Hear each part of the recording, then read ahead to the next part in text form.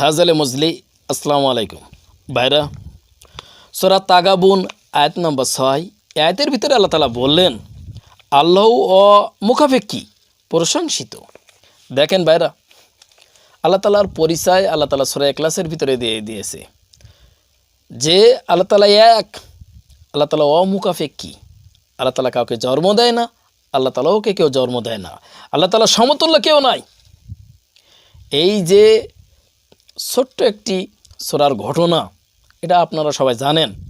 তা দেখেন ভাইরা, আল্লাহ তাআলার কিন্তু অভাব নাই, আল্লাহ তাআলার ক্ষয় নাই, আল্লাহ তাআলার ধ্বংস নাই। আল্লাহ তাআলা এখনও আছে, থাকবে, পূর্বেও আল্লাহ তাআলা ছিল।